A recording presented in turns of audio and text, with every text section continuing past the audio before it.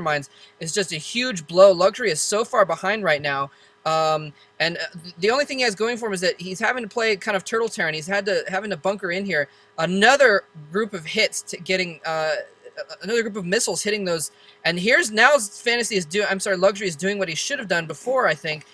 Is doing a lot of expansions. I mean, I guess this early tech has been able to put a lot of pressure on Fantasy, but one of the things about the mech build, or any of these kind of mech or Valkyrie builds, is that you can't really move out until you have a decent amount of forces. It limits your mobility, and so you kind of need to stay in your base, and Luxury could have expanded earlier, and he didn't really take advantage of that. Now he's taking advantage of it. He's getting his 4th base up right now, and he's just going to have to get enough forces out. And there's the Scourge. If he can clone those Scourge on the Valkyries, he could take out those Valkyries very easily. It looks as if Fantasy is not producing any more Valkyries, which is a little bit strange. I would have expected him to build a few more Valkyries here. And here he comes in with the Mulist. He's attacking the bunker. The Scourge are going to come in and try to attack those Valkyries. He clones them. No, he's not going to have to bring them back. The Valkyries are just dancing back and forth, trying not to get hit by those Scourge. And the Mulists, in the meantime, are not being engaged by the Valkyries. Finally, he kills off some turrets. Finally, the Valkyries go in and start attacking. Luxury falls back. I don't know why he decided to do that. He went in, he killed all the defenses, and then he fell back. That was a little bit silly, to be completely honest. The point of killing the defenses is so you can actually do attacks when there's no more defenses. And then he went in, he killed all the defenses, and then fell back, which is a little bit weird. Anyway, so Luxury has a lot of bases now, though. He's just getting his economy going up. And here he is. Now he's going in for an attack. And he's also going in with lurkers in the back as well. So here we go. Finally, the Mutila is harassed. Going in here, trying to kill off some SCVs. He needs to send in those Scourges. There's not a lot of turrets anymore. But the Medic Marines are going to be able to take care of those Scourge and fend off the Scourge such that he can't send in the Scourge after the Valkyries. So a very good combination here. Both players just having to do a lot of unit mixture. This is a very, very intense unit mixture game. Both players having to basically try and pick what units they have in order to counter the enemy units, and it's just such a close balance for both players.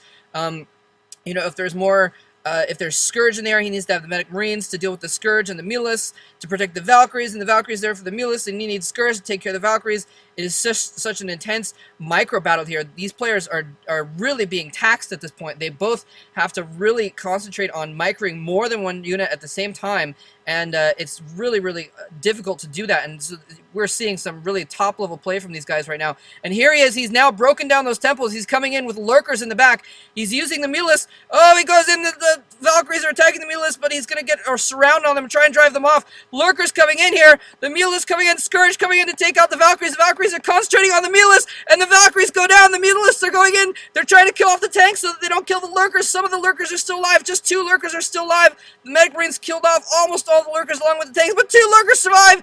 He's got lurkers in the back now. He's trying to kill off those tanks with the Mulist, but the tanks, this backup tanks, come in just in time and pop those lurkers. This is absolutely a ridiculous game.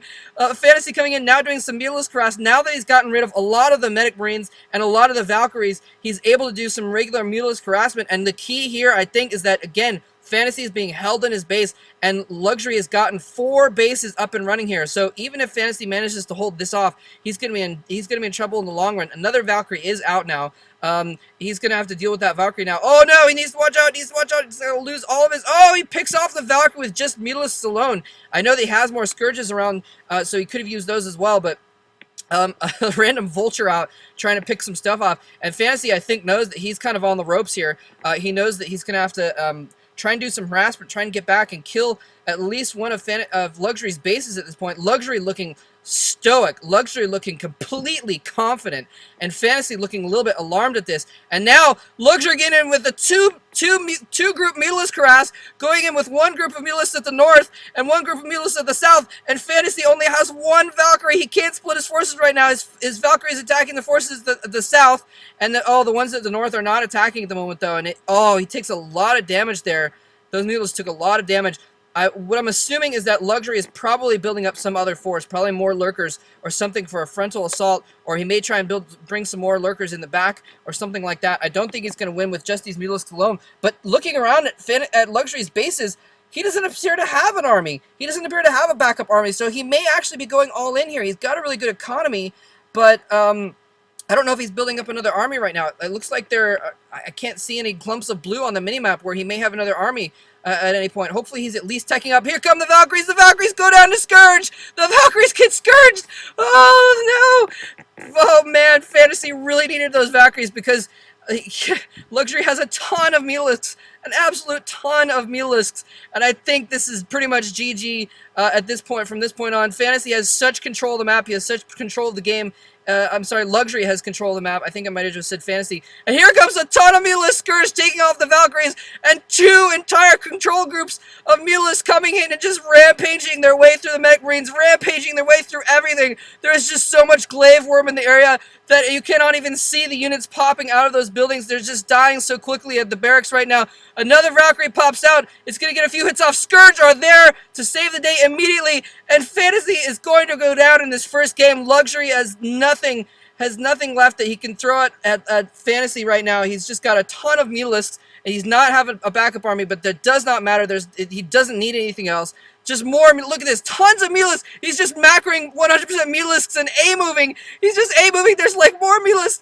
This is like oh my god, Luxury is like the Stormzerg Part 2. This is the Yellow became famous for, you know, having just tons of units and just going in with masses of units. And here's Luxury doing the same thing. He's just A-moving 3 groups of Mulisks now. 2 bunkers are down. There is a Valkyrie there. There's turrets, but Luxury doesn't care. He's just got so many overwhelming forces. It's ridiculous. He's just A-moving everything. And it looks like he's scourged the Valkyrie, and this is definitely GG. Look at that. GG from Fantasy. Luxury with absolutely brilliant play and absolutely ridiculous, overwhelming numbers. Wow, that was absolutely amazing. And Fantasy's got to be feeling really good after that win. He deserves that win so much. That was ridiculous. That was absolutely ridiculous. Wow. So I think basically what happened there, just to go a little post game, is, I mean, Fantasy, like I said, his build necessitated that he stuck in his base, and he couldn't really move out at all. And Luxury made use of that fact eventually. He went for that 2-hatch.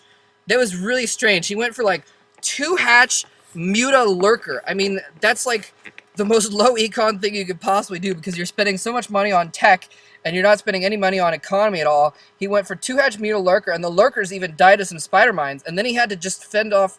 He just had to keep Luxury in his. I'm sorry, keep Fantasy in his base with just Mutalisks alone, and he actually did a good job of it. Even with the Valkyries around, he did a good job of it, and he scourged the Valkyries, which was critical, which kept him building more defenses, and then he took more bases after that 2-hatch push, and yeah, and then eventually, as you saw, he just was able to overwhelm him with superior numbers, just superior, and those were definitely superior numbers. So, anyways, I hope you guys enjoyed that game. I'm sorry I missed Game 1. Again, if you're just joining now, my stream wasn't working, so I couldn't cast Game 1. But I hope you enjoyed Game 2, and I'm really looking forward to hopefully some games that were that good as far as the rest of the matches coming up. We have next up is, I believe, By Hero versus Huashin, which should be a very, very good matchup as well. So thanks for watching.